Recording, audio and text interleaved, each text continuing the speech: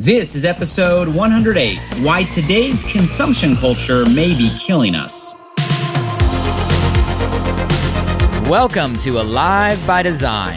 My name is Blake Mallon, and we're here to bring you inspiring people, principles, and practices to help you wake up, move toward your meant to, and feel fully alive. Open your mind and let's dive in. Hey guys, before you listen to the podcast, I just want to drop in and say I appreciate you for being here, and I'm super excited about this new Walk With Me series. These are solo episodes where I take some time in the middle of my morning run through the Santa Monica Mountains to share some inspired ideas and thoughts on my mind and heart. If you want to join me for any of these conversations live, you can catch me many mornings on my Facebook page, facebook.com/blakemallon.page. Would love to see you there. Love you guys. Enjoy the episode. Walk with me.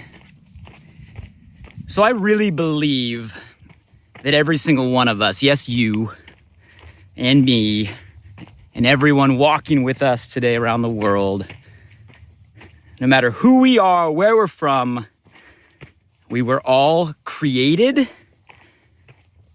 to create. To create. That word just has an energy to it.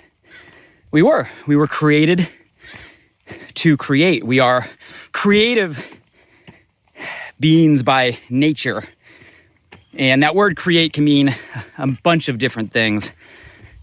And I want to get into that. But I also want to say that while I believe that all of us were created to create, most of us don't. At least not enough. Not the amount or percentage of our life we were designed or created to. We don't. Somehow, some way, at some point over the last couple generations, we have somehow slipped back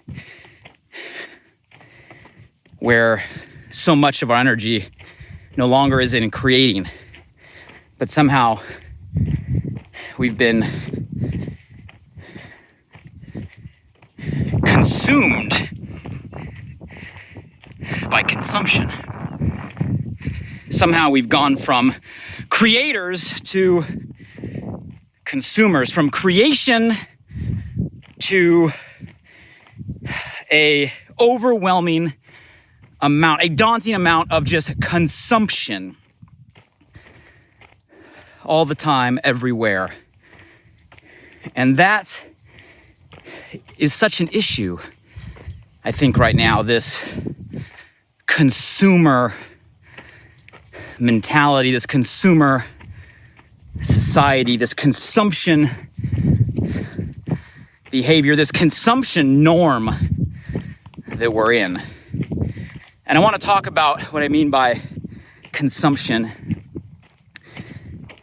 more than what you think when I say that word consume.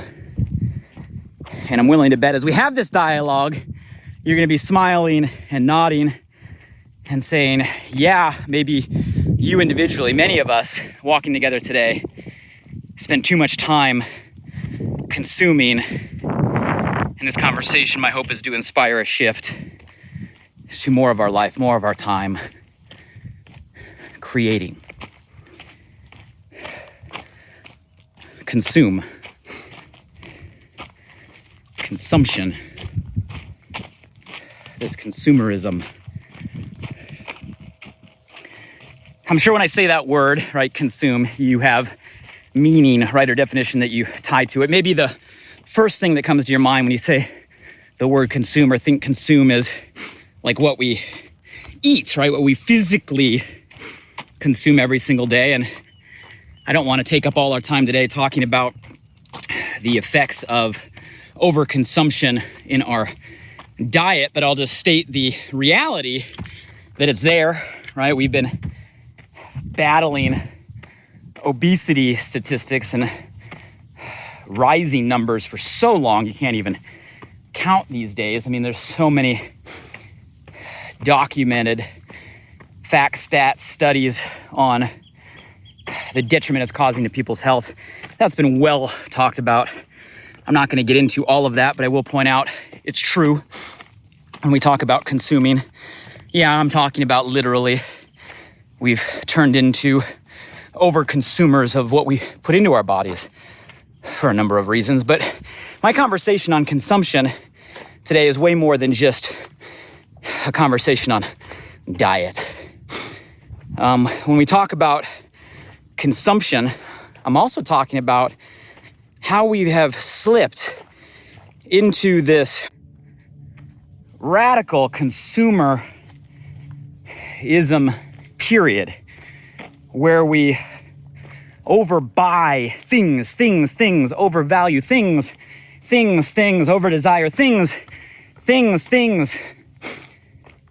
all the time. And a lot of that has to do with, over the last few decades, the Industrial Revolution first propelling our economy by making things, and then the shift into media, early media, the ability to influence, some may use the word manipulate, people into believing what they need and what they want through very sophisticated storytelling and messaging, to fast forward today where you got new media all the time, everywhere, smarter than ever, where our phones can literally hear what we're talking about to our friends, serve dynamic advertisements instantly on the next scroll, matching exactly the conversation and pointing you to the thing at that moment that you want, with clever headlines and imagery to give you the visceral reaction, the dopamine hit to click. It's crazy, the world we live in. Some of you guys are like, that happened to me this week. I was talking about so-and-so and it appeared on my Instagram feed. Yes, that is real. That's not made up. It's real. Combine that with the nature of everything on demand, an Amazon era, where one click away you can get anything delivered right to your door in days, is definitely accelerating this concept of hyper consumption. I mean, it's biological, right? It gives us a good feeling. It gives us a dopamine hit, right? A moment of serotonin, a feel good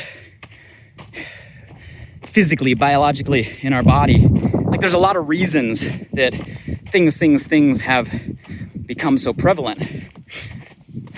And I'm just as guilty, don't get me wrong. I'm not saying this to be critical by any means. I'm probably one of the worst.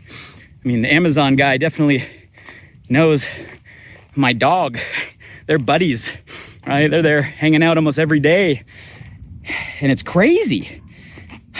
But I am aware of it. And that's the conversation I want to have. Consuming things. I've dove into a lot of the different philosophies. How many of you have watched a documentary or read a book or listened to a podcast on the minimalism or minimalist philosophy? And they raise a lot of good points.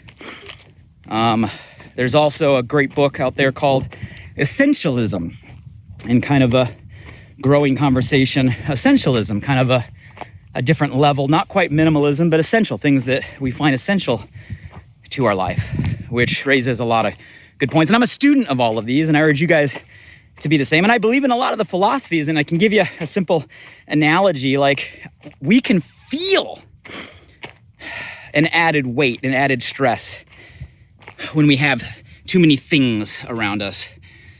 We think we own things, but the reality is the more things we own, the more the things own us. The more things we have, the more we're afraid to lose. The more things we have, the more we try to hold on to, the more we regret, right?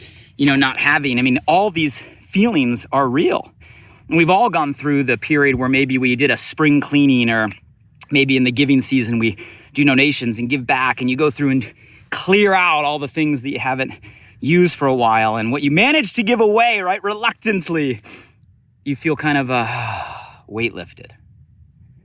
You guys, it is true. It's an energy, right? Things carry an energy. Too much around us we feel when we give it away and let go. It is a weight release. So these are things I know we can all relate to when I talk about consumerism, nonstop buying, constantly being influenced into things that we want or need to make us feel better or give us the impression of self-worth or increase our self-status in the world, our identity tied to all of these.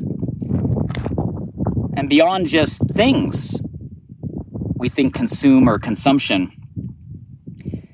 Information.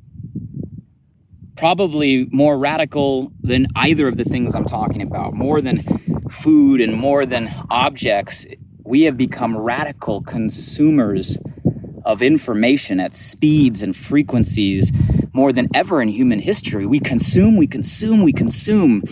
bits of information, headlines, memes, post copies, social media, news clips, tweets, sound bites, information, text messages, Facebook messages, Telegram messages, WhatsApp messages, audio clips, input. Just draining even talking about it. Consumers of information, and most of that information being negative information. Not positive, negative headlines. What's going wrong? Fear tactics. And guys, all by design. This stuff's proven. It's talked about. We as people flock moths to flames around negativity, fear-based information more than positivity. If positivity sold, if good news sold, if we grabbed attention to positive headlines, don't you think media would be leading with that? But fact is, we don't. We click faster when our fear response is triggered. And most of these platforms, they're in the business of attention. They're in the business of our time. Their business models depend on our time and our focus and our attention, advertising driven. So obviously they're going to use the things that get the click, that keep us on the platforms, eyes glued. So you guys, all these things have created a radical consumption behavior. What we eat, what we buy, what we see, hear, experience. And the reality is we were created to create. When I say create, you guys, create can mean a lot of different things.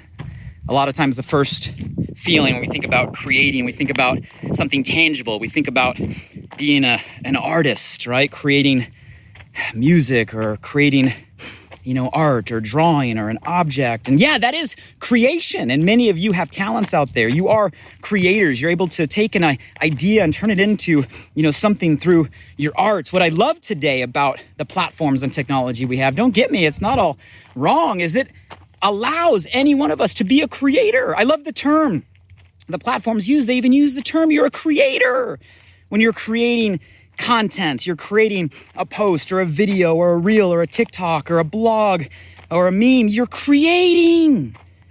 That's tapping into creative energy. That's tapping into taking an idea, turning it into something and transferring that to others. That's creation.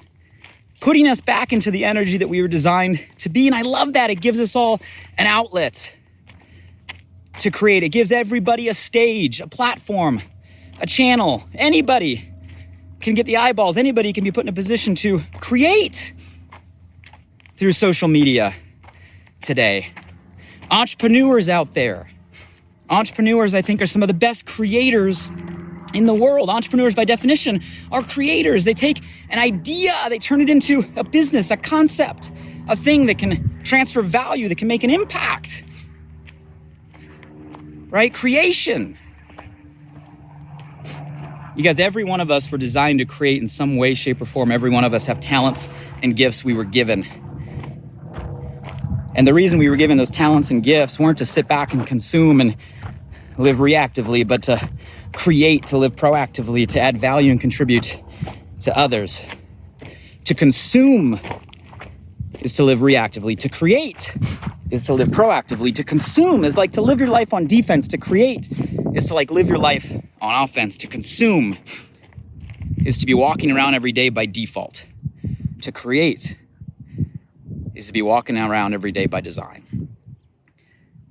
And I wanted to have this conversation today just to bring awareness to, we have a consumption problem, not just what we eat, also what we buy, but also what we're allowing into our senses every single day. And don't get me wrong, we need consumption on all levels to some extent, but we are way out of whack. What percentage of your day is consuming right now versus creating? What percentage of your week is consuming versus creating? What percentage of your month is consuming versus creating? What percentage of your last year is consuming versus creating? My challenge for all of you is to make a shift to more creation. Whatever the percentage has been for you the last day, week, month, year, now it's a level of awareness to make a change, to make a shift to more creation. And mark my words, the more you create, the more on fire you're gonna be. The more you create, right, the more you're gonna feel alive. The more you create, not only the happier you'll be, but the more value you're gonna be able to provide to those around you, the bigger impact you're gonna be able to have, and the bigger the contribution you're gonna be able to give. So let's make the shift. Less consumption, more creation. Thank you guys for the time today. Until the next time we walk together, here's to more creation. You are a creator. Make sure you bring that to the world. Take care, everybody. Hey guys, one last thing. I'm super excited that this new podcast, Alive by Design, just went live. You see, I designed the show to bring you inspired thoughts and fascinating conversations with the world's most impactful people, to provide transformative principles and practices to help you wake up, move toward your meant to, and feel fully alive. And I'd love for you to help me spread the word now. Simply subscribe, rate, and review the podcast on this platform right now. So if I've ever given you value, please do me this personal favor and go subscribe now. And if you found today's episode helpful in any way, make sure you share this with at least one friend today. You have the power right now to change someone's day. So send them a text message with a link to alivebydesign.com, or simply copy and paste the link right from this podcast platform. Who's one person you know right now that you want to see succeed, that you want to see grow, that you want to see feel more alive? Shoot them a text with your largest takeaway from today and be a light in their day. And if you were referred here by a friend, make sure you shoot them a text back and say thank you. I'd love to hear from you directly on what you got from today's podcast. So if you're up for it, drop by my Instagram @BlakeMallon and shoot me a DM. And as always, thank you for showing up. I'm grateful for you, and I hope our time together today in some small way helped you feel a little more alive. Until next time.